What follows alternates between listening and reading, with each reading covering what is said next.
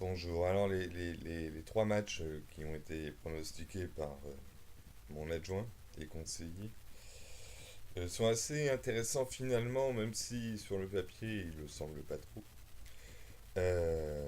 Parce qu'en fait c'est des doublettes intéressantes. Alors je m'explique, hein.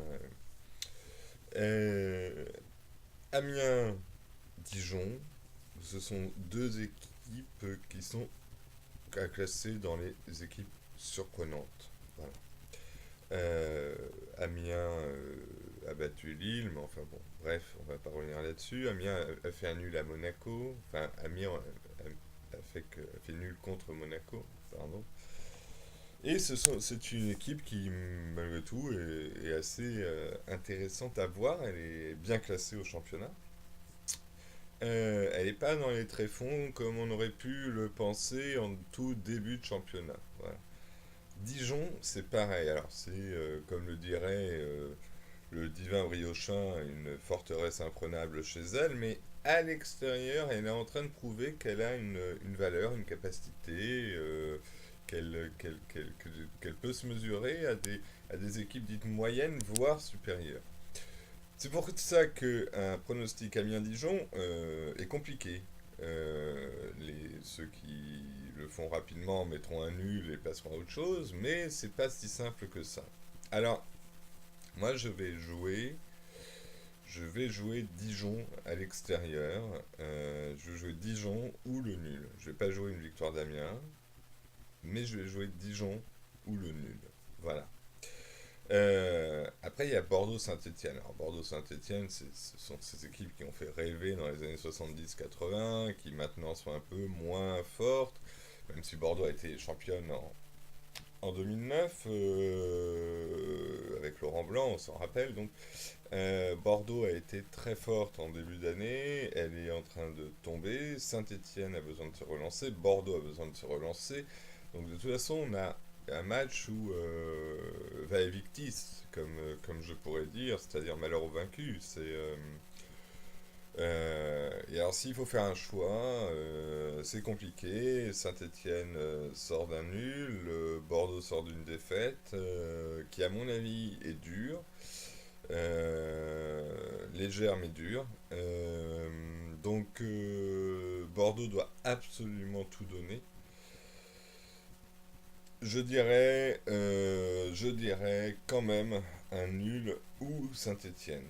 Si la logique est respectée, c'est Saint-Étienne qui doit l'emporter, mais en même temps, on ne sait jamais. Mais on ne sait pas parce que Bordeaux peut avoir des fulgurances, peut faire un coup de génie, mais j'ai l'impression que Bordeaux est vraiment malade, que Bordeaux a vraiment du mal, que Saint-Étienne c'est peut-être juste du rodage, donc je dirais nul ou Saint-Étienne.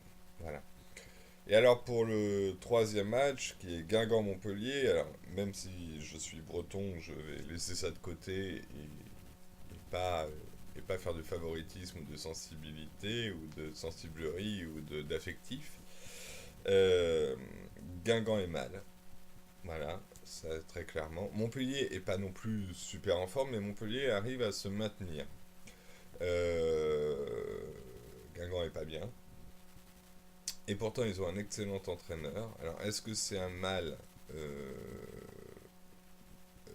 à long terme ou est-ce que, comme d'habitude, Guingamp est capable de fulgurances qui transcendent l'équipe et lui permettent de se maintenir à un niveau entre la 8 et la 13e place?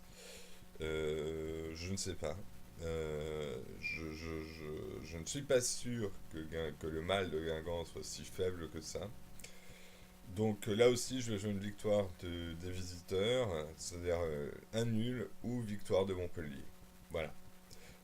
Pour les scores, je vais faire Guingamp-Montpellier 1-2, Bordeaux-Saint-Étienne, 2-2 ou 1-2. Euh, Amiens-Dijon, pareil, 1-2 ou un partout. Ça peut aussi être un 0-0, mais un partout ou un 2 dans mes scores. Voilà, je crois que j'ai un peu globalisé tout ça. C'est vraiment deux équipes. ancienne gloire, deux équipes surprenantes et deux équipes Guingamp-Montpellier qui sont un peu, on ne sait pas quoi. On ne sait pas et je ne sais vraiment pas ce que vont devenir ces deux équipes. Je donne l'avantage à Montpellier par KO, mais enfin au point plutôt. Mais vu son classement et tout, mais c'est vraiment l'inconnu de ces pronos. C'est sans doute le pronostic le plus compliqué à faire, c'est Guingamp-Montpellier. Voilà. Allez, je vous laisse et puis on écoutera les pronostics des deux autres.